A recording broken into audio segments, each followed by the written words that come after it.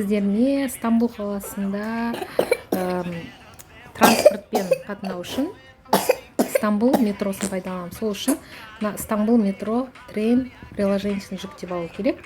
Ол кезде мысалға бұл жерде метроның карталары көрсетілген, қарасаңыз болады. Европа мен Азияның орталығында қай жолдар арқылы жүруге болатынын көруіңізге болады. Мысалға біз мына Üsküdar арқылы Зейтинбурныға келдік, яғни жер су асты пойызымен. Осы бар, яғни бұл метролардың жолы болса, пойыздардың жолы әрбір знакпен көрсетілген, қай ауданнан қай жерге барасын боласың.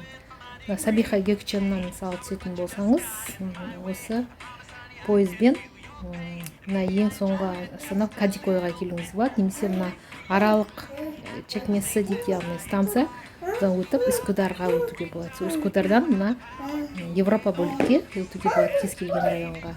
Üsküdarда су асты пойызымен қатар паромдар бар, Эминьоға өтуге болады, атақты Фатих аймақтарына таксимге өтуге болады. Келесі трамвай жолдары.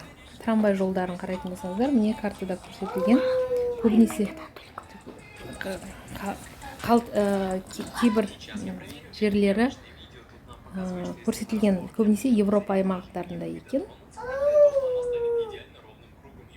Сосын аэропорт терминалдары берілген. Мынау жаңа аэропорттың терминалдары картадан қарауыңызға болады. Бұл карталарды метро станциясынан QR-код арқылы жүктеуіңізге болады, немесе Play Market арқылы жүктеуіңізге болады. Так, терминал мап деп тұр. Терминалдардың қай жерде тұрған.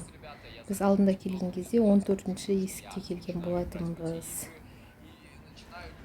Жерде болу керек. Вот, мына 14-ші есіктен шықтық. Келген кезде сіздерге пайдалы болды деп есептеймін.